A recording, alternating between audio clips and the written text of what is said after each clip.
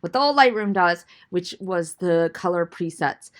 They just do it with this black and white mix. However, I want you guys to really understand the old style color filters, because it is a really great way to understand exactly what each color is doing to your black and white images. Because of that, I'm going to show you how to get the classic presets, which you also might want in your collection anyways, because they're great to have. So you're going to go over here to the preset button. I'm under develop. If you see up here at the top, develop, and then you're going to go to the preset button and you're going to manage presets. And when you go to manage presets, it has all the classics here, which is great.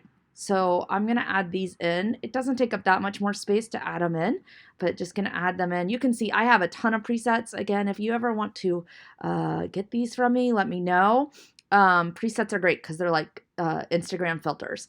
I have spent hundreds and hundreds of dollars on these. So if you do feel like you're like, ooh, I want to try out some more, let me know and I'll give them to you on educational purposes only. Okay, so you're going to press save. Once you press save, then your classics should be here, which this says classic black and white filter. Perfect. So we're going to do the blue filter. So for your project, let's say this is my happy image. Maybe this isn't happy, but let's see. Let's see if I find a better one. This is, I always rate my photos to figure out what are good photos and what are bad photos. Oh, maybe library. Let's get a better photo.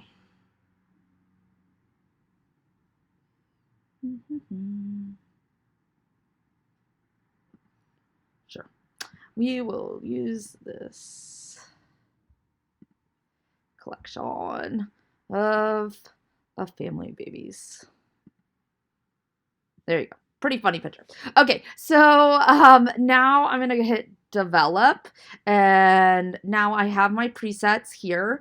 The first thing I would do is make enough virtual copies. So create virtual copy, create virtual copy. Should create your virtual copies ahead of time, knowing that you're going to have to do one on each, and you don't want things to be added up on top of each other. So there we go. I've got my first virtual copy. I'm going to go to classic black and white filters, blue.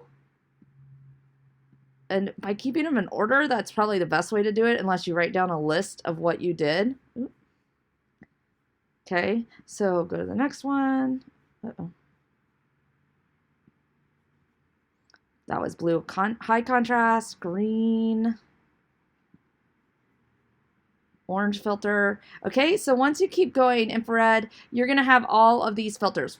1, 2, 3, 4, 5, 6, 7, 8. 8 different filters. Then you're going to export them and put them on the slideshow like we would normally do. Once you put them on the slideshow, you do need to label them. And you have 4 different photos that you need to use 8 filters with. So 4 times 8 is 48. I think that was the right math. No, that's not the right math because that doesn't make sense. But 4 times 8 is how many images you should have on your slideshow. And you should have them labeled like Serenity, and then here's all mine. Or you could label it, all of these are yellow filters, all of these are blue filters. You could choose which way you would like to label it for you. But make sure that you organize and have labels so I know exactly what theme you are using in the photo and exactly what filter. Okay, have fun, get to work.